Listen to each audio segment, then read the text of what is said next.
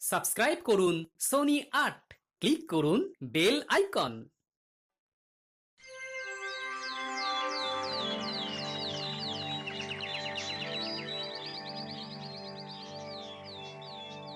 দেখো, আমি প্রত্যেক সভাসদকেই বলছি, তোমাদের উপর আস্থা রেখে আমি আমার এই গোটা রাজ্য সামলানোর দায়িত্ব নিয়েছি। তাই তোমরা যে যা দায়িত্ব যথাযথভাবে পালন না করলে কিভাবে হবে?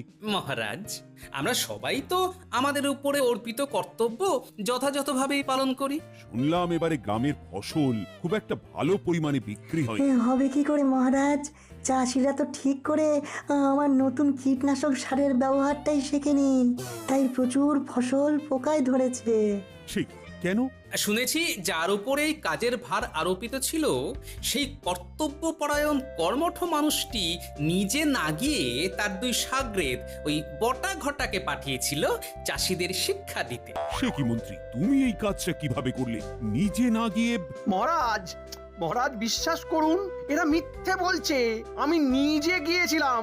আসলে আসলে চাষিরা কিচ্ছু বোঝে না, ঠিক করে শুনতেই চায় না কিছু।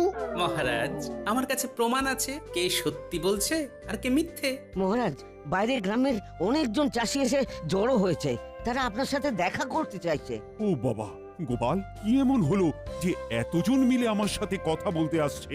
চলুন সবাই মিলে গিয়ে দেখি তারা কি বলতে চায়।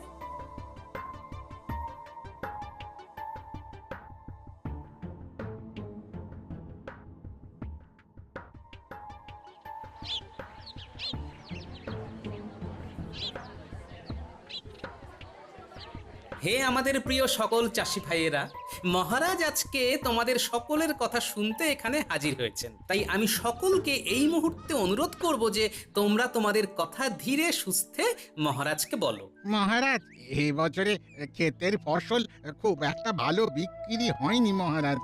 তাই গোটা গ্রাম আমরা খুবই অর্থাভাবে ভুগছি। কত ফসল নষ্ট হয়ে গেছে। দুবেলা খেতে পর্যন্ত পারি না মহারাজ।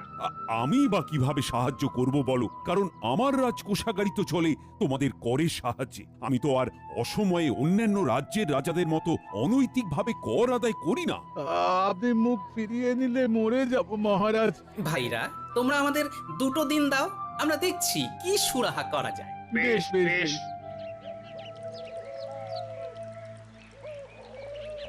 গোপাল, আমরা তাহলে চাষিদের জন্য কি ব্যবস্থা নিতে পারি?